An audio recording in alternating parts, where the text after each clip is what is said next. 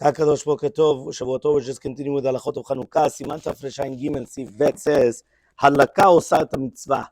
Since halakah is what makes a mitzvah, which means when you're lighting the Chanukiah, that's what makes a mitzvah. Lefichach, and therefore, im kavta kodem shavar zmana, if it turned off, so eno zakukla.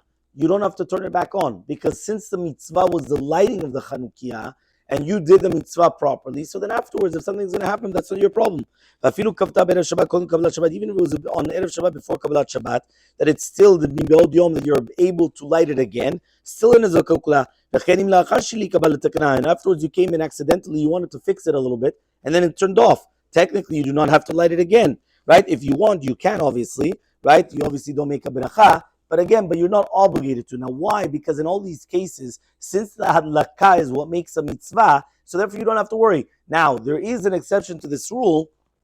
What happens if you're going to light it in a place where it's going to turn off anyway, which means you're going to come and you're going to put it in a place where it's outside, there's a lot of wind, so therefore there you can't say halakah u'sa mitzvah, because even without you doing anything, it's going to turn off, right, with the wind, and we're talking about a common wind, so therefore, obviously in that case, it's not going to help. You would have to put it in type of a glass or whatever in order to make sure that it wouldn't turn off, right, in the regular wind. However, though, right, the concept is there that if you did do it properly, and now all of a sudden it does turn off for whatever reason that it is, so therefore what's going to happen is that you're going to do it, that you don't have to do it again, you do not have to light the candles again. I will just mention what we did last night, the difference between the Bet Knesset and the house. If I said last night that when you go home, you first do Havdalah, and then you do the halakat of the Nirot, of the Chanukiah. Here in the Bet Knesset, we did the opposite. Why? And the reason why is because since in the Bet Knesset, the only reason is because of Pirsum and Nisa, and usually right afterwards,